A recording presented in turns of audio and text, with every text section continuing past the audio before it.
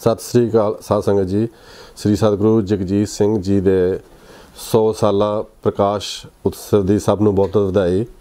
इस अवसर के उत्ते नामधारी संगत लुधियाना वालों जो रिकॉर्डिंग की जा रही है उहदे च सानू भी मौका मिलिया, इसलिए प्रबंधकों का बहुत बहुत धन्यवाद। तो ये मैं सब तो पहला अपने बारे दस दियाँ कि मेरा नाम बलबीर सिंह है तो मैं अजकल न्यूजीलैंड टुरंगा विखे रह रहा। इस तो पहला असी लुधियाना पंजाब विच रहिंदे सी ते साडे इत्थे दी PR लगन तो बाद असी न्यूजीलैंड आ गए।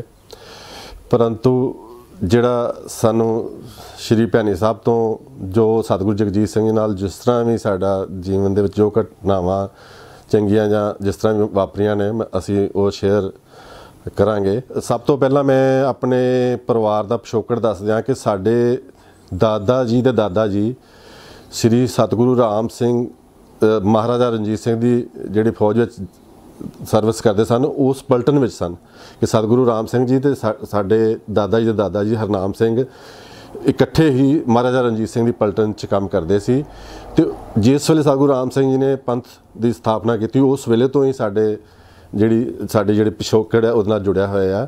तो उस तो बाद फिर साडे दादा जी उन्हां दा नाम हैगा जगत सिंह माली। उन्होंने जीवन नगर के इलाके में जिहड़ा सतगुरु प्रताप सिंह जी ने बाग लगाया सी सारा उन्हों के हत्थ लग्या होया है। उस तो इलावा जिहड़ा जीवन नगर श्री गुरु हरि सिंह महाविद्यालय स्कूल की जिन्नी भी उन्होंने आबाद करने की जिम्मेवारी सी वो भी साडे दादा जी ने ही निभाई। तो जिहड़ा उत्थे खूह लगा होया वो भी साडे दादा जी के हत्थ दा ही लग्या होया। तो उस सेवा के दौरान साडे दादा जी उत्थे ही रहिंदे सी स्कूल दे विच। ते मेरा भी जन्म उस स्कूल दे विच ही होया। उस तो इलावा जो सतगुरु प्रताप सिंह जी नूं बीड़ इलाका महाराजा दिता तो बीड़ दी जिहड़े इलाके दी जिहड़ी जंगली इलाका सी सारा वो जिहड़ी जमीन सी बीड़ शहर दी बीड़ पिंड दी वो सारी जंगली होने करके उन्होंने आबाद करने की भी जिम्मेवारी सतगुरु प्रताप सिंह ने साडे दादा जी लगाई, जिन्हां दा नाम जगत सिंह माली जी कह के उन्होंने बुलाते सी। तो उस तो बाद साडे पिता जी जिहड़े ने महंत अपार सिंह जी वो भी सतगुरु जी नाल शुरू तो लैके जुड़े रहे। वो 1972 जदों बेंगलोर फार्म शुरू होया उस वेले उत्थे उन्होंने सेवा शुरू की। तो उस तो बाद वो करीब 1980-82 तक वार वार उत्थे जाते रहे तो उत्थे सेवा उन्होंने निभाई। इस तो इलावा साडे परिवार दे विच मेरे वड्डे ब्रदर हैगे ने बलविंदर सिंह जिहड़े अपना जिन्होंने बलविंदर सिंह भिल्ला कहते हैं वो भी बहुत गुरमर्यादा विच पक्के है। तो वो पंजाब एंड सिंध बैंक दे विच बड़े वड्डे मैनेजर जॉब तो रिटायर होए ने। तो साडे भैन जी बीबी सिंदर कौर दिल्ली वो बहुत कवितावां सतगुरां दे जस च लिखते हैं। तो इस तरह के परिवार दे विच साडा जन्म होया, साडा विचरना होया। तो मैं इस तो बाद मैं जो साडे सतगुरु जगजीत सिंह जी दे टाइम के दौरान जो साडे नाल कुछ पर्सनल घटनावां बीतियां ने वो मैं आप जी के सामने पेश करना चाहांगा। सब तो पहली तो ये कि साडे पिता जी जो बेंगलोर सेवा करते सी तो सच्चे पातशाह जी ने सानू पाठां दे विच भैनी साहब बुला लिया। तो उत्थे जो सानू भैनी साहब बुला लिया तो मैनू उस वेले सच्चे पातशाह ने मैं उदों पढ़दा सी अपना 11वीं या 12वीं विच। ते सच्चे पातशाह नू किसी ने अर्ज की कि यह महंत जी का बेटा है तो पढ़ना बहुत चाहुंदा है पर ये गरीबी होने करके इन्हों थोड़ा मुश्किल आ रही है। सच्चे पातशाह कहते तुसीं पढ़न की गल करदे हो, ये पढ़ेगा भी तो पढ़ाएगा भी। तो उन्हों का बचन इन्ना पूरा होया कि जो मैं अजे BCom के पेपर दिते सी मेरा अजे रिजल्ट भी नहीं आया सी। तो मैनू अपने नामधारी हॉकी टीम दे विच पढ़ाउण दा सद्दा मास्टर निहाल सिंह जी वालों मिल गया कि तुसीं जॉब शुरू कर लैनी है। तो मैं कुछ महीने उत्थे पढ़ाया। तो उस तो बाद फिर मेरी मैं जो कुछ कंपीटिशन के टेस्ट दिते तो मेरी डिफरेंट डिपार्टमेंट जिस तरह के income tax department, custom and excise, bank तो होर डिफेंस अकाउंट्स डिपार्टमेंट कई एरिया मेरी सिलैक्शन हो गई इमीडिएटली सतगुरां दी किरपा नाल। तो मैं बैंक जॉइन कर लिया पंजाब नैशनल बैंक। ਤੇ ਉਸ ਜੁਆਇਨ ਕਰਨ ਤੋਂ ਬਾਅਦ ਫਿਰ ਜਦੋਂ ਮੈਂ ਬੈਂਕ 'ਚ ਜੁਆਇਨ ਕਰ ਲਿਆ ਤਾਂ ਮੈਂ ਉਸ ਤੋਂ ਬਾਅਦ ਆਪਣੀ ਪੋਸਟ ਗ੍ਰੈਜੂਏਸ਼ਨ M.Com ਵੀ ਪੂਰੀ ਕਰ ਲਈ। ਤੇ ਜਿਹੜਾ ਸਾਗਰਾਂ ਦਾ ਹੁਕਮ ਹੋਇਆ ਸੀ ਕਿ ਪੜ੍ਹੇਗਾ ਵੀ ਤੇ ਪੜ੍ਹਾਏਗਾ ਵੀ, ਉਹ ਹੁਕਮ ਜਿਹੜਾ ਉਹਨਾਂ ਦਾ ਬਚਨ ਜਿਹੜਾ ਹੋਇਆ ਸੀ ਉਹ ਪੂਰਾ ਹੋ ਗਿਆ। ਤੇ ਮੈਨੂੰ ਉਸ ਵੇਲੇ ਜਦੋਂ ਮੈਂ ਬੈਂਕ ਵਿੱਚ ਜੁਆਇਨ ਕੀਤਾ ਤੇ ਮੈਂ ਨਾਲ ਇੱਕ ਪ੍ਰਾਈਵੇਟ ਕਾਲਜ ਵਿੱਚ ਟੀਚਿੰਗ ਦਾ ਕੰਮ ਵੀ ਸ਼ੁਰੂ ਕਰ ਲਿਆ। ਤੇ ਫਿਰ ਮੈਨੂੰ ਇੰਨਾ ਮੇਰਾ ਉਹ ਕੰਮ ਚੱਲਿਆ ਕਿ ਮੈਨੂੰ ਪਤਾ ਨਹੀਂ ਕਿ ਮੇਰਾ ਕਿੰਨਾ ਮੈਂ ਬਿਜ਼ੀ ਹੋ ਗਿਆ ਔਰ ਕਿੰਨੀ ਉਹਦੇ 'ਚੋਂ ਕਿਰਪਾ ਹੋਈ। ਉਸ ਤੋਂ ਇਲਾਵਾ ਫਿਰ ਮੈਨੂੰ ਬੈਂਕ ਦੇ ਟ੍ਰੇਨਿੰਗ ਸੈਂਟਰ ਦੇ ਵਿੱਚ ਵੀ ਟੀਚ ਕਰਨ ਦਾ ਮੌਕਾ ਮਿਲਿਆ। ਤਾਂ ਸਤਿਗੁਰੂ ਜਗਜੀਤ ਸਿੰਘ ਜੀ ਜਦੋਂ ਜੋ ਉਹਨਾਂ ਦਾ ਬਚਨ ਹੈ ਉਹ ਜੋ ਉਹਨਾਂ ਨੇ ਕੀਤਾ ਕਿ ਪੜ੍ਹੇਗਾ ਵੀ ਤੇ ਪੜ੍ਹਾਏਗਾ ਵੀ, ਉਹ ਇੰਨਾ ਪੂਰਾ ਹੋਇਆ ਕਿ ਉਸ ਪੜ੍ਹਾਈ ਦੀ ਬੇਸ ਦੇ ਉੱਤੇ ਹੀ ਮੇਰੀ ਇੰਡੀਆ ਤੋਂ ਬੈਠੇ ਹੀ ਮੇਰੀ ਬਿਨਾਂ ਕਿਸੇ ਇੰਟਰਵਿਊ ਦੇ ਸਿੰਪਲੀ ਮੈਂ ਐਪਲੀਕੇਸ਼ਨ ਦੇ ਬੇਸ ਦੇ ਉੱਤੇ ਮੇਰੀ ਨਿਊਜ਼ੀਲੈਂਡ ਦੀ PR ਵੀ ਹੋ ਗਈ, ਕੈਨੇਡਾ ਦੀ PR ਵੀ ਹੋ ਗਈ। ਤੇ ਮੇਰਾ ਜਿਹੜਾ ਪਰਿਵਾਰ ਹੈ ਫਿਰ ਅਸੀਂ 15-20 ਸਾਲ ਬੈਂਕ ਦੀ ਨੌਕਰੀ ਕਰਨ ਤੋਂ ਬਾਅਦ ਅਸੀਂ ਵਾਪਸ ਇੱਥੇ ਨਿਊਜ਼ੀਲੈਂਡ ਆ ਗਏ ਇੰਡੀਆ ਤੋਂ। ਸਾਧ ਸੰਗਤ ਜੀ, ਇਸ ਤੋਂ ਬਾਅਦ ਸਤਿਗੁਰੂ ਜਗਜੀਤ ਸਿੰਘ ਜੀ ਨੇ ਸਾਡੇ ਉੱਤੇ ਕੀ ਹੋਰ ਆਸ਼ੀਰਵਾਦ ਦਿੱਤੇ ਉਹ ਮੈਂ ਆਪ ਜੀ ਨਾਲ ਸਾਂਝੇ ਕਰਨਾ ਚਾਹਾਂਗਾ। ਕਿ ਜਿਸ ਵੇਲੇ ਮੈਂ ਨਿਊਜ਼ੀਲੈਂਡ ਦੇ ਵਿੱਚ ਆਉਣ ਦਾ ਸੋਚਿਆ ਤੇ ਮੇਰੀ ਜਦੋਂ PR ਲੱਗ ਗਈ ਤੇ ਸੱਚੇ ਪਾਤਸ਼ਾਹ ਨੂੰ ਮੈਂ ਅਰਜ਼ ਕੀਤੀ ਕਿ ਸੱਚੇ ਪਾਤਸ਼ਾਹ ਜੀ ਮੇਰੀ ਨਿਊਜ਼ੀਲੈਂਡ ਦੀ PR ਲੱਗ ਗਈ ਹੈ ਤੇ ਮੈਂ ਆਪਣੇ ਉੱਥੇ ਜਾ ਰਿਹਾ। ਸੱਚੇ ਪਾਤਸ਼ਾਹ ਜੀ ਕਹਿੰਦੇ ਵਧੀਆ ਹੋ ਗਿਆ। ਫਿਰ ਮੈਂ ਕਿਹਾ ਸੱਚੇ ਪਾਤਸ਼ਾਹ ਜੀ ਗਰੀਬ ਨਵਾਜ਼ ਜੀ ਮੇਰਾ ਪਰਿਵਾਰ ਵੀ ਨਾਲ ਜਾ ਸਕਦਾ। ਕਹਿੰਦੇ ਫਿਰ ਤਾਂ ਹੋਰ ਵੀ ਬਹੁਤ ਵਧੀਆ ਹੋ ਗਿਆ। ਤੇ ਉਹਨਾਂ ਦੀ ਜਿਹੜੇ ਉਹ ਬਚਨ ਸੀ ਉਹਨਾਂ ਦੀ ਉਹ ਇੰਨੀ ਚੰਗੀ ਤਰ੍ਹਾਂ ਪੂਰੇ ਹੋਏ, ਇੰਨਾ ਸਾਨੂੰ ਖੁਸ਼ੀਆਂ ਮਿਲੀਆਂ ਕਿ ਜੋ ਸੁੱਖ ਅਸੀਂ ਇੱਥੇ ਪ੍ਰਾਪਤ ਕਰ ਰਹੇ ਹਾਂ, ਜਿੱਦਾਂ ਦੀ ਅਸੀਂ ਇੱਥੇ ਜ਼ਿੰਦਗੀ ਜੀ ਰਹੇ ਹਾਂ, ਇੰਡੀਆ ਦੇ ਵਿੱਚ ਕੋਈ ਵੱਡਾ ਇੰਡਸਟਰੀਲਿਸਟ ਵੀ ਨਹੀਂ ਜੀ ਸਕਦਾ। ਇੱਕ ਵਾਰ ਦੀ ਗੱਲ ਹੈ ਕਿ ਸੂਬਾ ਹਰਭਜਨ ਸਿੰਘ ਦੇ ਵੱਡੇ ਭਰਾ ਜਗਮੋਹਨ ਸਿੰਘ ਜੀ ਸਾਡੇ ਕੋਲ ਨਿਊਜ਼ੀਲੈਂਡ ਸਾਨੂੰ ਮਿਲਣ ਵਾਸਤੇ ਆਏ। ਸਾਡੇ ਕੋਲ 1 ਮਹੀਨਾ ਰਹਿ ਕੇ ਗਏ ਤੇ ਉਹ ਕਹਿੰਦੇ ਵੀ ਅਸੀਂ ਇੰਨੀਆਂ ਵੱਡੀਆਂ ਫੈਕਟਰੀਆਂ ਦੇ ਮਾਲਕ ਹਾਂ, ਪਰ ਜਿਹੜੀ ਤੁਹਾਡੀ ਜ਼ਿੰਦਗੀ ਤੁਸੀਂ ਜੀ ਰਹੇ ਹੋ ਇਹਦੇ ਮੁਕਾਬਲੇ ਸਾਡੀ ਜ਼ਿੰਦਗੀ ਨਹੀਂ ਹੈਗੀ। ਤਾਂ ਇਹ ਜਿਹੀਆਂ ਜਿਵੇਂ ਇੰਡੀਆ ਵਿੱਚ ਗਰੀਬੀ ਦੀ ਹਾਲਤ 'ਚ ਇੱਕ ਸਾਈਕਲ ਲੈਣਾ ਵੀ ਸਾਡੇ ਵਾਸਤੇ ਜਿਹੜਾ ਬਹੁਤ ਮੁਸ਼ਕਿਲ ਸੀ। ਇੱਥੇ ਜਦੋਂ ਕਈ ਵਾਰੀ ਘਰ 5-5 6-6 ਕਾਰਾਂ ਹੋ ਜਾਂਦੀਆਂ ਤੇ ਕਈ ਲੋਕ ਪੁੱਛਦੇ ਵੀ ਤੁਹਾਡੇ ਘਰੇ ਕੋਈ ਮਹਿਮਾਨ ਆਏ ਤੇ ਅਸੀਂ ਕਹਿੰਦੇ ਨਹੀਂ ਆਪਣੀਆਂ ਹੀ ਨੇ ਸਾਰੀਆਂ। ਮੈਂ ਇੰਨੀ ਕਿਰਪਾ ਸੱਚੇ ਪਾਤਸ਼ਾਹ ਦੀ ਦੁਨਿਆਵੀ ਤੌਰ ਦੇ ਉੱਤੇ ਵੀ, ਪਰੰਤੂ ਜਿਹੜੀਆਂ ਮੇਨ ਖੁਸ਼ੀਆਂ ਉਹਨਾਂ ਨੇ ਦਿੱਤੀਆਂ ਕਿ 1990 ਦੇ ਵਿੱਚ ਸਾਡੇ ਘਰੇ ਬੇਟੇ ਨੇ ਜਨਮ ਲਿਆ ਤੇ ਉਹਦੀ ਦਿੱਲੀ ਹਸਪਤਾਲ ਦੇ ਵਿੱਚ ਉਹਦਾ ਕੋਈ ਇਲਾਜ ਚੱਲ ਰਿਹਾ ਸੀ ਤੇ 1994 'ਚ ਉਹਦੀ ਡੈਥ ਹੋ ਗਈ। ਤੇ ਉਸ ਤੋਂ ਬਾਅਦ ਫਿਰ ਉਹਦੀ ਚਿੰਤਾ ਨਾਲ ਮੈਂ ਬਹੁਤ ਜ਼ਿਆਦਾ ਬਿਮਾਰ ਹੋ ਗਿਆ, ਜਿਹੜੀ ਸਾਡੇ ਜੀਵਨ ਦੀ ਸਭ ਤੋਂ ਵੱਡੀ ਘਟਨਾ ਹੈ। ਸੱਚੇ ਪਾਤਸ਼ਾਹ ਜੀ ਅਸੀਂ ਸਾਡੇ ਘਰੇ ਚਰਨ ਪਾਏ ਤੇ ਅਸੀਂ ਅਖੰਡ ਪਾਠ ਦਾ ਰੱਖਿਆ ਸੀ, ਉੱਥੇ ਸੱਚੇ ਪਾਤਸ਼ਾਹ ਚਰਨ ਪਾਏ ਤੇ ਸੱਚੇ ਪਾਤਸ਼ਾਹ ਸਾਡੇ ਘਰੇ ਸਵੇਰੇ 4 ਵਜੇ ਦਰਸ਼ਨ ਦਿੱਤੇ। ਉਹ ਸੱਚੇ ਪਾਤਸ਼ਾਹ ਅਸੀਂ ਦੂਸਰੀ ਮੰਜ਼ਿਲ 'ਤੇ ਸੀ। ਸੱਚੇ ਪਾਤਸ਼ਾਹ ਜਦੋਂ ਸਾਡੇ ਘਰੇ ਆਏ ਤੇ ਉਸ ਵੇਲੇ ਜੋ ਉਹਨਾਂ ਨੇ ਆਪਣਾ ਰੂਪ ਦਿਖਾਇਆ, ਉਹਨਾਂ ਦੇ 4 ਚੁਫੇਰੇ ਹੀ ਜੋਤ ਜਗ ਰਹੀ ਸੀ, 4 ਚੁਫੇਰੇ ਲਾਈਟ ਨਿਕਲੀ ਸੀ ਸੱਚੇ ਪਾਤਸ਼ਾਹ ਦੇ ਸਰੀਰ ਦੇ ਵਿੱਚੋਂ। ਤੇ ਉਹ ਜਿਹੜਾ ਲਿਸ਼ਕੋਰਾ ਪਿਆ ਜਾਂ ਜੋ ਚੀਜ਼ ਆ ਉਹ ਜ਼ਿੰਦਗੀ ਦੇ ਵਿੱਚ ਸ਼ਾਇਦ ਹੀ ਕਿਸੇ ਨੂੰ ਵੇਖਣ ਦਾ ਮੌਕਾ ਮਿਲੇ। ਤੇ ਅਸੀਂ ਕੁਛ ਆਪਣੇ ਹੋਰ ਪ੍ਰਾਹੁਣੇ ਵੀ ਮੰਗਵਾਏ ਹੋਏ ਸੀ ਆਪਣੇ, ਜਿੱਦਾਂ ਸਾਨੂੰ ਆਏ ਵੀ ਸਾਡੇ ਸਤਿਗੁਰੂ ਜੀ ਆ ਰਹੇ ਨੇ ਤੇ ਉਹਨਾਂ ਦੇ ਵਿੱਚੋਂ ਵੀ 3-4 ਨੂੰ ਇੱਦਾਂ ਹੀ ਮਹਿਸੂਸ ਹੋਇਆ ਕਿ ਉਹ ਜਿਹੜੀ ਲਾਈਟ ਦਿਸੀ। ਤੇ ਉਸ ਵੇਲੇ ਮੇਰੀ ਬੇਟੀ ਦੀ ਉਮਰ 11 ਸਾਲ ਸੀ। ਮੇਰੀ ਸਿੰਦਰ ਕੌਰ ਜਿਹੜੇ ਭੈਣ ਜੀ ਦਿੱਲੀ ਜਿਹੜੇ ਕਵੀ ਨੇ ਉਹ ਵੀ ਆਏ ਹੋਏ ਸੀ ਸਾਡੇ ਘਰੇ। ਉਹਨਾਂ ਸਤਿਗੁਰਾਂ ਨੂੰ ਅਰਜ਼ ਕੀਤੀ ਮੇਰੀ ਬੇਟੀ ਨੂੰ ਨਾਲ ਜਾ ਕੇ ਕਿ ਸੱਚੇ ਪਾਤਸ਼ਾਹ ਗੁੱਡੀ ਨੂੰ ਵੀਰ ਦੀ ਦਾਤ ਬਖਸ਼ੋ। ਤੇ ਸੱਚੇ ਪਾਤਸ਼ਾਹ ਜੀ ਨੇ ਇਸ਼ਾਰੇ ਨਾਲ ਕਹਿਤਾ ਠੀਕ ਹੈ। ਤੇ ਉਸ ਤੋਂ ਬਾਅਦ ਕੀ ਹੋਇਆ ਕਿ 1 ਸਾਲ ਬਾਅਦ ਸਾਡੇ ਘਰੇ ਬੇਟੇ ਨੇ ਜਨਮ ਲਿਆ ਜਿਹਦਾ ਨਾਮ ਬਸੰਤ ਸਿੰਘ ਹੈ। ਉਹ ਮੇਰੇ ਭੈਣ ਜੀ ਜਦੋਂ 1 ਸਾਲ ਬਾਅਦ ਜਦੋਂ ਸੰਮੇਲਨ 'ਤੇ ਭੈਣੀ ਸਾਹਿਬ ਆਏ ਤੇ ਕਹਿੰਦੇ ਬੀਬੀ ਸਿੰਦਰ ਸਟੇਜ 'ਤੇ ਬੁਲਾ ਕੇ ਕਹਿੰਦੇ ਕਿ ਜਿਹੜਾ ਤੈਨੂੰ ਅਸੀਂ ਵਾਅਦਾ ਕੀਤਾ ਸੀ ਉਹ ਪੂਰਾ ਹੋ ਗਿਆ ਤੇ ਬਲਬੀਰ ਦੇ ਘਰ ਕਾਕੇ ਨੇ ਜਨਮ ਲਿਆ। ਤੇ ਅਜੇ ਮੇਰੀ ਭੈਣ ਜੀ ਨੂੰ ਪਤਾ ਨਹੀਂ ਲੱਗਿਆ ਸੀ ਕਿ ਸਾਡੇ ਘਰੇ ਬੱਚਾ ਹੋਇਆ, ਕਿਉਂਕਿ ਉਹ ਕੁਦਰਤੀ ਭੈਣੀ ਸਾਹਿਬ ਆਏ ਸੀ ਤੇ ਅਜੇ 1 ਦਿਨ ਪਹਿਲਾਂ ਹੀ ਹੋਇਆ ਸੀ ਤੇ ਉਹ ਸੰਮੇਲਨ 'ਤੇ ਪਹੁੰਚੇ ਸੀ ਤੇ ਸਾਡਾ ਕੋਈ ਨਹੀਂ ਉਹਨਾਂ ਨੂੰ ਦੱਸ ਸਕੇ। ਤੇ ਸਤਿਗੁਰਾਂ ਨੇ ਉਹਨਾਂ ਨੂੰ ਕਿਹਾ ਕਿ ਜਿਹੜਾ ਮੈਂ ਵਾਅਦਾ ਕੀਤਾ ਸੀ ਉਹ ਮੈਂ ਪੂਰਾ ਹੋ ਗਿਆ ਤੇਰਾ, ਇੰਨੀਆਂ ਖੁਸ਼ੀਆਂ ਬਖਸ਼ੀਆਂ। ਅਤੇ ਨਾਲ ਜਦੋਂ ਸਾਡੇ ਮੇਰੇ ਪਹਿਲੇ ਬੇਟੇ ਦੀ ਡੈਥ ਹੋਈ ਤਾਂ ਉਸ ਵੇਲੇ ਮੇਰੇ ਵੱਡੇ ਭਾਈ ਸਾਹਿਬ ਬਲਵਿੰਦਰ ਸਿੰਘ ਹੋਰਾਂ ਨੂੰ ਸੱਚੇ ਪਾਤਸ਼ਾਹ ਨੇ ਕਿਹਾ ਕਿ ਬਲਵੀਰ ਬੜਾ ਉਦਾਸ ਰਹਿੰਦਾ ਹੈ ਅਤੇ ਅਸੀਂ ਚਾਹੁੰਦੇ ਹਾਂ ਕਿ ਉਹਦੇ ਘਰੇ ਪੁੱਤਰ ਆ ਜਾਵੇ। ਅਤੇ ਮੇਰੇ ਬ੍ਰਦਰ ਨੇ ਕਿਹਾ ਕਿ ਫਿਰ ਤਾਂ ਬਹੁਤ ਹੀ ਕਿਰਪਾ ਹੋਏਗੀ ਜੀ ਜੇ ਇਹ ਗੱਲ ਹੋ ਜਾਏਗੀ। ਅਤੇ ਉਹ ਦੋਨਾਂ ਜਿਹੜੇ ਮੇਰੇ ਭੈਣ ਜੀ ਅਤੇ ਮੇਰੇ ਵੀਰ ਜੀ ਨੂੰ ਸਤਿਗੁਰਾਂ ਨੇ ਕਿਹਾ ਸੀ ਕਿ ਅਸੀਂ ਇਹਨਾਂ ਨੂੰ ਪੁੱਤਰ ਦੀ ਦਾਤ ਬਖਸ਼ਣੀ ਹੈ, ਉਹਨਾਂ ਨੇ ਉਸ ਵੇਲੇ ਖੁਸ਼ੀਆਂ ਦਿੱਤੀਆਂ। ਅਤੇ ਅੱਜ ਉਸ ਦੀ ਉਮਰ ਕਰੀਬ 25 ਸਾਲ ਹੈ ਅਤੇ ਉਹ ਇੱਕ ਬਹੁਤ ਹੀ ਵੱਡੀ ਆਸਟ੍ਰੇਲੀਅਨ ਕੰਪਨੀ ਦੇ ਵਿੱਚ ਬਹੁਤ ਹੀ ਵੈਲ ਸੈਟਲਡ ਹੈ। ਅਤੇ ਇਸੇ ਤਰ੍ਹਾਂ ਹੀ ਸਾਡੀ ਬੇਟੀ ਦੇ ਉੱਤੇ ਵੀ ਬਹੁਤ ਆਸ਼ੀਰਵਾਦ ਹੈ। ਉਹ ਵੀ ਆਪਣੇ ਸੱਚੇ ਪਾਤਸ਼ਾਹ ਦੀ ਕਿਰਪਾ ਨਾਲ ਮਿਨਿਸਟਰੀ ਆਫ ਸੋਸ਼ਲ ਡਿਵੈਲਪਮੈਂਟ ਬੜੀ ਵੱਡੀ ਗੌਰਮੈਂਟ ਦੀ ਆਰਗੇਨਾਈਜੇਸ਼ਨ ਨਿਊਜ਼ੀਲੈਂਡ ਸਰਕਾਰ ਦੀ, ਉਹਦੇ 'ਚੋਂ ਬੜੇ ਵੱਡੇ ਅਹੁਦੇ 'ਤੇ ਤਾਇਨਾਤ ਨੇ। ਅਤੇ ਸਿਰਫ ਸਤਿਗੁਰਾਂ ਦੀਆਂ ਖੁਸ਼ੀਆਂ ਤੋਂ ਬਿਨਾਂ ਇਹ ਪੋਸੀਬਲ ਨਹੀਂ ਹੈ।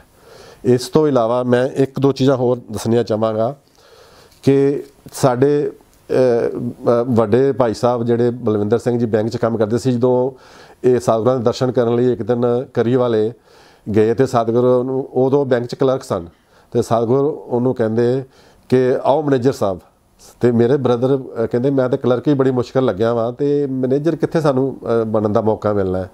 ਪਰੰਤੂ ਕਿਉਂਕਿ ਸਤਿਗੁਰਾਂ ਦੇ ਜਿਹੜੇ ਬਚਨ ਨੇ ਨਾ ਉਹ ਪੂਰੇ ਹੁੰਦੇ ਹੀ ਹੁੰਦੇ ਨੇ। ਅਤੇ ਉਹਦਾ ਕੀ ਹੋਇਆ ਕਿ ਜਦੋਂ ਉਹਦੀ ਪ੍ਰਮੋਸ਼ਨ ਦਾ ਇੰਟਰਵਿਊ ਹੋਇਆ, ਮੈਨੇਜਰ ਦੀ ਪੋਸਟ ਦਾ ਇੰਟਰਵਿਊ ਹੋਇਆ, ਤਾਂ ਉੱਥੇ ਨਾਮਧਾਰੀ, ਕਿਉਂਕਿ ਨਾਮਧਾਰੀ ਪਹਿਰਾਵੇ ਸਨ, ਉੱਥੇ ਜਿਹੜੇ ਇੰਟਰਵਿਊ ਵਾਲਿਆਂ ਨੇ ਕੁਐਸਚਨ ਕੀਤਾ ਕਿ ਤੁਸੀਂ ਇਸ ਨਾਮਧਾਰੀ ਵਰਦੀ ਵਿੱਚ ਬ੍ਰਾਂਚ ਨੂੰ ਚਲਾ ਲਓਗੇ। ਨਾਲ ਹੀ ਇੱਕ ਦੂਸਰਾ ਰਿਜ਼ਰਵ ਬੈਂਕ ਦਾ ਵੱਡਾ ਆਫਿਸਰ ਜਿਹੜਾ ਇੰਟਰਵਿਊ ਲੈ ਰਿਹਾ ਸੀ, ਉਹ ਕਹਿੰਦਾ ਜੇ ਉਦੋਂ ਅਟਲ ਬਿਹਾਰੀ ਵਾਜਪੇਈ ਆਪਣੇ ਪ੍ਰਧਾਨ ਮੰਤਰੀ ਸੀ ਦੇਸ਼ ਦੇ, ਕਹਿੰਦੇ ਜੇ ਉਹ ਧੋਤੀ ਪਾ ਕੇ ਕੁੜਤਾ ਪਾ ਕੇ ਦੇਸ਼ ਚਲਾ ਸਕਦੇ ਨੇ ਅਤੇ ਕੀ ਇਹ ਪਹਿਰਾਵੇ ਵਾਲੇ ਨਾਮਧਾਰੀ ਪਹਿਰਾਵੇ ਨਾਲ ਬੈਂਕ ਨਹੀਂ ਚਲਾ ਸਕਣਗੇ। ਅਤੇ ਉਸ ਤੋਂ ਬਾਅਦ ਉਹ ਮੈਨੇਜਰ ਤੋਂ ਵੀ ਸੀਨੀਅਰ ਮੈਨੇਜਰ ਤੱਕ ਜਾ ਕੇ ਰਿਟਾਇਰ ਹੋਏ। ਅਤੇ ਉਹਨਾਂ ਦੇ ਇੰਨੀ ਕਿਰਪਾ ਹੈ ਕਿ ਉਹ ਹਰ ਮਹੀਨੇ 2-3 ਪਾਠ ਕਰ ਲੈਂਦੇ ਨੇ ਹੁਣ ਰਿਟਾਇਰਮੈਂਟ ਤੋਂ ਬਾਅਦ। ਅਤੇ ਸੱਚੇ ਪਾਤਸ਼ਾਹ ਨੇ ਇੰਨੀਆਂ ਖੁਸ਼ੀਆਂ ਦਿੱਤੀਆਂ ਸਾਡੇ ਸਾਰੇ ਪਰਿਵਾਰ ਨੂੰ। ਸਾਡੇ ਪਿਤਾ ਜੀ ਜਿਹੜੇ ਮਹੰਤ ਪਾਰ ਸਿੰਘ ਜੀ, ਉਹਨਾਂ ਨੂੰ ਕੋਈ ਲਿਖਣਾ ਜਾਂ ਪੜ੍ਹਨਾ ਨਹੀਂ ਆਉਂਦਾ ਸੀ। ਉਹਨਾਂ ਨੂੰ ਲੁਧਿਆਣੇ ਦੀ ਸਾਰੀ ਸੰਗਤ ਜਾਣਦੀ ਹੈ, ਉਹ ਕਿਉਂਕਿ ਸ਼ਹੀਦੀ ਸਮਾਰਕ ਹਰ ਐਤਵਾਰ ਜਾਂਦੇ ਸੀ। ਸਤਿਗੁਰਾਂ ਨੇ ਇੱਕ ਵਾਰੀ ਹੁਕਮ ਕੀਤਾ ਕਿ ਮਹੰਤ ਜੀ ਤੁਸੀਂ ਪਾਠ ਕਰਿਆ ਕਰੋ, ਅਤੇ ਉਹ ਪਾਠ ਕਰਨ ਲੱਗ ਗਏ। ਉਸ ਤੋਂ ਬਾਅਦ ਉਹਨਾਂ ਦੀ ਇੰਨੀ ਕਿਰਪਾ ਹੋਈ ਕਿ ਸਾਰੀ ਗੁਰਬਾਣੀ ਉਹਨਾਂ ਨੂੰ ਮੂੰਹ ਜ਼ਬਾਨੀ ਯਾਦ ਹੋ ਗਈ, ਅਤੇ ਉਹਨਾਂ ਨੂੰ ਸਾਰੀਆਂ ਪੁਰਾਣੀਆਂ ਆਪਣੇ ਜਿਹੜੇ ਧਾਰਮਿਕ ਸਾਖੀਆਂ ਨੇ ਉਹ ਪਤਾ ਨਹੀਂ ਕਿੱਥੋਂ ਉਹਨਾਂ ਦੇ ਅੰਦਰ ਸਤਿਗੁਰਾਂ ਨੇ ਭਰ ਦਿੱਤੀਆਂ ਕਿ ਉਹ ਲਗਾਤਾਰ ਵੀ ਸਾਰੀ ਸਾਧ ਸੰਗਤ ਨੂੰ ਪਤਾ ਹੈ ਕਿ ਜੇ ਉਹ ਬੋਲਦੇ ਸੀ ਤਾਂ ਫਿਰ ਉਹ ਸੁਣਾਈ ਜਾਂਦੇ ਸੀ, ਉਹਨਾਂ ਦੀ ਲੜੀ ਚੱਲਦੀ ਜਾਂਦੀ ਸੀ। ਅਤੇ ਇਸ ਤਰ੍ਹਾਂ ਸਾਡੇ ਪਰਿਵਾਰ 'ਤੇ ਸਤਿਗੁਰਾਂ ਦੀ ਬਹੁਤ ਜ਼ਿਆਦਾ ਕਿਰਪਾ ਰਹੀ ਹੈ। ਕਾਰਯੋਗ ਸਾਧ ਸੰਗਤ ਜੀ, ਇੱਕ ਸਾਖੀ ਹੋਰ ਹੈ, ਇੱਕ ਘਟਨਾ ਹੋਰ ਹੈ ਜਿਹੜੀ ਮੇਰੇ ਮਨ 'ਤੇ ਅਜੇ ਤੱਕ ਮੈਂ ਕਦੀ ਭੁੱਲ ਨਹੀਂ ਸਕਦਾ। ਇਹ 1990 ਦੀ ਪਹਿਲਾਂ ਦੀ ਗੱਲ ਹੈ। ਉਸ ਵੇਲੇ ਅਪੋਲੋ ਹਸਪਤਾਲ ਅਜੇ ਨਹੀਂ ਬਣਿਆ ਸੀ, ਅਤੇ ਆਪਣੇ ਜਿੰਨੇ ਵੀ ਨਾਮਧਾਰੀ ਮਰੀਜ਼ ਦਾਖਲ ਹੁੰਦੇ ਸੀ ਉਹ DMC ਲੁਧਿਆਣਾ ਵਿੱਚ ਦਾਖਲ ਹੁੰਦੇ ਸੀ, ਜਾਂ ਕੋਈ ਵੀ ਕਿਸੇ ਨੂੰ ਜ਼ਰੂਰਤ ਪੈਣੀ ਸੱਚੇ ਪਾਤਸ਼ਾਹ ਨੂੰ DMC ਭੇਜਣਾ। ਅਤੇ ਦਰਸ਼ਨ ਸਿੰਘ ਜਥੇਦਾਰ ਜੀ ਹੁੰਦੇ ਸੀ, ਉਹ ਸਾਰੀ ਸੰਗਤ ਨੂੰ ਉੱਥੇ ਐਡਮਿਸ਼ਨ ਵਗੈਰਾ ਕਰਾਉਣ ਦਾ ਸਾਰਾ ਰੱਖਦੇ ਸੀ ਜੋ ਵੀ ਜ਼ਿੰਮੇਵਾਰੀ। ਅਤੇ ਇੱਕ ਵਾਰੀ ਸੱਚੇ ਪਾਤਸ਼ਾਹ ਜੀ ਦਾ ਕੁਛ ਦੇਰ ਰੋਕਤਾ ਕਰਕੇ ਸੱਚੇ ਪਾਤਸ਼ਾਹ ਨੂੰ ਆਪ ਵੀ ਦਾਖਲ ਹੋਣਾ ਪਿਆ, ਅਤੇ ਸੱਚੇ ਪਾਤਸ਼ਾਹ ਉੱਥੇ ICU ਵਿੱਚ ਦਾਖਲ ਸੀ। 1990 ਤੋਂ ਪਹਿਲਾਂ ਦੀ ਗੱਲ ਹੈ। ਅਤੇ ਸੱਚੇ ਪਾਤਸ਼ਾਹ ਜੀ ਸਾਰੀ ਸੰਗਤ ਇਕੱਠੀ ਘਬਰਾ ਕੇ ਜਦੋਂ ਉੱਥੇ ਗਈ ਸਤਿਗੁਰਾਂ ਦੇ ਦਰਸ਼ਨ ਕਰਨ ਵਾਸਤੇ, ਸਤਿਗੁਰਾਂ ਦੇ ਦੇਹ ਦਾ ਪਤਾ ਲੈਣ ਵਾਸਤੇ, ਅਤੇ ਲਾਈਨ ਲਾ ਕੇ ਅੰਦਰ ਜਾਣਾ ਪੈਂਦਾ ਸੀ। ਅਤੇ ਅੰਦਰ ਹਸਪਤਾਲ ਦੀ ਯੂਨੀਫਾਰਮ ਪਾ ਕੇ ਅਸੀਂ ਜਾ ਸਕਦੇ ਸੀ। ਅਤੇ ਜਦੋਂ ਮੇਰੀ ਵਾਰੀ ਆਈ ਅਤੇ ਮੈਂ ਵੀ ਉਹ ਹਸਪਤਾਲ ਦੀ ਯੂਨੀਫਾਰਮ ਪਾ ਕੇ ਅੰਦਰ ਸੱਚੇ ਪਾਤਸ਼ਾਹ ਦਰਸ਼ਨ ਕਰਨ ਵਾਸਤੇ ਗਿਆ, ਅਤੇ ਸੱਚੇ ਪਾਤਸ਼ਾਹ ICU ਵਿੱਚ ਸੀ। ਅਤੇ ਸੱਚੇ ਪਾਤਸ਼ਾਹ ਜੀ ਜਦੋਂ ਮੈਂ ਦਰਵਾਜ਼ਾ ਖੋਲ੍ਹਿਆ ਅਤੇ ਸੱਚੇ ਪਾਤਸ਼ਾਹ ਜੀ ਇੱਕਦਮ ਬੈੱਡ ਤੋਂ ਜੰਪ ਮਾਰ ਕੇ ਥੱਲੇ ਉਤਰੇ ਅਤੇ ਮੈਨੂੰ ਇੱਕਦਮ ਗਲਵੱਕੜੀ ਵਿੱਚ ਲੈ ਲਿਆ। ਅਤੇ ਮੈਂ ਕਿਹਾ ਅਸੀਂ ਤਾਂ ਸਤਿਗੁਰਾਂ ਦਾ ਪਤਾ ਲੈਣ ਵਾਸਤੇ ਆਏ ਸੀ, ਉਹਨਾਂ ਦੀ ਦੇਹ ਬਾਰੇ ਪਤਾ ਕਰਨ ਵਾਸਤੇ ਆਏ ਸੀ, ਅਤੇ ਉਹਨਾਂ ਨੇ ਮੈਨੂੰ ਪੁੱਛਿਆ ਕਿ ਬਲਵੀਰ ਕੀ ਹਾਲ ਤੇਰਾ। ਮੈਂ ਹੈਰਾਨ ਰਹਿ ਗਿਆ ਕਿ ਇਹ ਜੋ ਸੱਚੇ ਪਾਤਸ਼ਾਹ ਇੱਥੇ ਦਾਖਲ ਹੋਏ ਨੇ ਜਾਂ ਪਤਾ ਨਹੀਂ ਕਿਸੇ ਦਾ ਕੋਈ ਹੋਰ ਰੋਗ ਕੱਟਣ ਵਾਸਤੇ ਦਾਖਲ ਹੋਏ ਨੇ ਜਾਂ ਕਿਸ ਤਰ੍ਹਾਂ, ਪਰ ਉਹਨਾਂ ਨੇ ਜਿਹੜੀ ਮੈਨੂੰ ਗਲਵੱਕੜੀ ਵਿੱਚ ਲਿਆ, ਉਹ ਜੋ ਸਵਾਦ ਆਇਆ ਉਹ ਅੱਜ ਤੱਕ ਮੈਂ ਭੁੱਲਿਆ ਨਹੀਂ। ਉਹਨਾਂ ਨੇ ਉਸ ਤੋਂ ਬਾਅਦ ਇੰਨੀ ਮੇਰੇ 'ਤੇ ਕਿਰਪਾ ਰਹੀ ਹੈ ਕਿ ਉਹ ਮੈਨੂੰ ਇੱਕ ਵੱਖਰੀ ਜਿਸ ਤਰ੍ਹਾਂ ਇੱਕ ਆਸ਼ੀਰਵਾਦ ਮਿਲਿਆ, ਅਤੇ ਹਰ ਜਗ੍ਹਾ ਚੜ੍ਹਦੀ ਕਲਾ ਹੀ ਰਹੀ ਹੈ।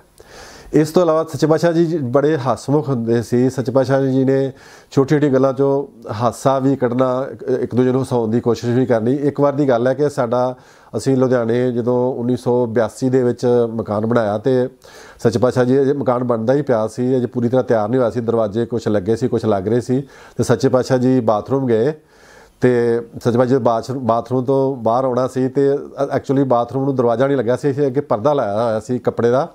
ਅਤੇ ਸਾਨੂੰ ਵੀ ਬੜੀ ਸੰਗ ਜੀ ਆਈ ਕਿ ਸੱਚੇ ਪਾਤਸ਼ਾਹ ਨੂੰ ਕਿਸ ਤਰ੍ਹਾਂ ਦੇ ਬਾਥਰੂਮ 'ਚ ਜਾਣਾ ਪੈ ਰਿਹਾ। ਅਤੇ ਸੱਚੇ ਪਾਤਸ਼ਾਹ ਜੀ ਹਾਸੇ ਨਾਲ ਅੰਦਰੋਂ ਕਹਿੰਦੇ, ਤਰਸੇਮ ਸਿੰਘ ਸੈਕਟਰੀ ਹੁੰਦੇ ਸੀ, ਸੱਚੇ ਪਾਤਸ਼ਾਹ ਜੀ ਕਹਿੰਦੇ, ਤਰਸੇਮ ਆ ਦਰਵਾਜ਼ਾ ਖੋਲ੍ਹੀ, ਮੈਂ ਬਾਹਰ ਆਉਣਾ।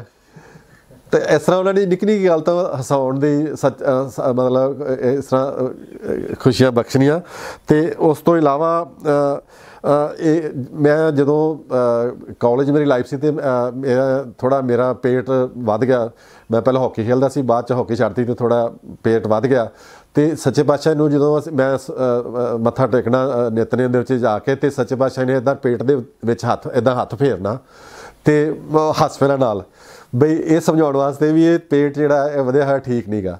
ਉਹ ਇੱਕ ਹਾਸਾ ਸਾਰੇ ਹਾਲ ਦੇ ਵਿੱਚ ਜਿਹੜੇ ਸੰਗਤ ਬੈਠੀ ਹੁੰਦੀ ਸੀ ਸਾਰੀ ਹੈਰਾਨ ਹੋ ਜਾਂਦੀ ਸੀ ਵੀ ਇਹ ਕੀ ਹੋ ਰਿਹਾ। ਅਤੇ ਸੱਚੇ ਪਾਤਸ਼ਾਹ ਜੀ ਛੋਟੀਆਂ ਛੋਟੀਆਂ ਗੱਲਾਂ 'ਤੇ ਸਾਰਿਆਂ ਨੂੰ ਹਸਾਉਂਦੇ ਰਹਿੰਦੇ ਸੀ। ਅਤੇ ਅਖੀਰ 'ਚ ਸਾਧ ਸੰਗਤ ਜੀ, ਮੈਂ ਆਪ ਜੀ ਦੇ ਅੱਗੇ ਇਹ ਅਰਜ਼ ਕਰਨਾ ਚਾਹੁੰਦਾ ਕਿ ਜਿਹੜੇ ਸਤਿਗੁਰੂ ਉਦੇ ਸਿੰਘ ਜੀ ਨੇ, ਇਹ ਜੇ ਆਪਣੇ ਨਾਮਧਾਰੀ ਪੰਥ ਨੂੰ ਸਤਿਗੁਰੂ ਜਗਜੀਤ ਸਿੰਘ ਜੀ ਨੇ ਜੇ ਕੋਈ ਸਭ ਤੋਂ ਵੱਡੀ ਕੋਈ ਗਿਫਟ ਦਿੱਤੀ ਹੈ, ਜਾਂ ਉਹ ਸਤਿਗੁਰੂ ਉਦੇ ਸਿੰਘ ਜੀ ਨਾਲ ਮਿਲਾਉਣ ਦੀ ਗਿਫਟ ਦਿੱਤੀ ਹੈ।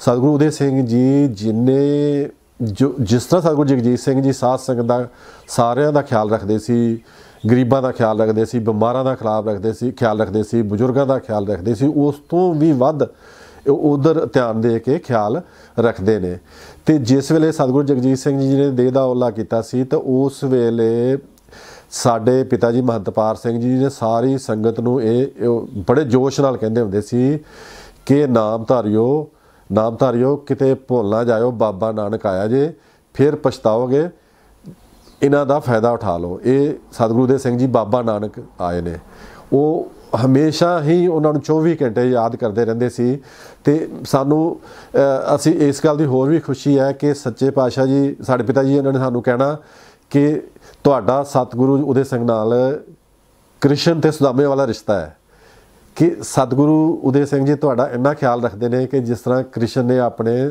ਕਿਉਂਕਿ ਅਸੀਂ ਬਚਪਨ ਦੇ ਵਿੱਚ ਇਕੱਠੇ ਪੜ੍ਹਦੇ ਵੀ ਰਹੇ ਹਾਂ ਅਤੇ ਖੇਡਦੇ ਵੀ ਰਹੇ ਹਾਂ, ਕਿਉਂਕਿ ਸਾਡਾ ਜਿਹੜਾ ਮੇਰਾ ਜਨਮ ਹੈ ਉਹ ਜੀਵਨ ਨਗਰ ਦਾ ਹੈ, ਅਤੇ ਸਾਡੀ ਜਿਹੜੀ ਜ਼ਮੀਨ ਸੀ ਉਹ ਥੇੜ ਮਿਰਜ਼ਾਪੁਰ ਪਿੰਡ ਹੈ, ਥੇੜ ਮਿਰਜ਼ਾਪੁਰ, ਸ਼ਾਇਦ ਉੱਥੋਂ ਦੇ ਵੀ ਕੋਈ ਸੰਗਤ ਜਿਹੜੀ ਆ ਸੁਣੇ ਜਿਹੜੀ ਰਿਕਾਰਡਿੰਗ ਹੈ।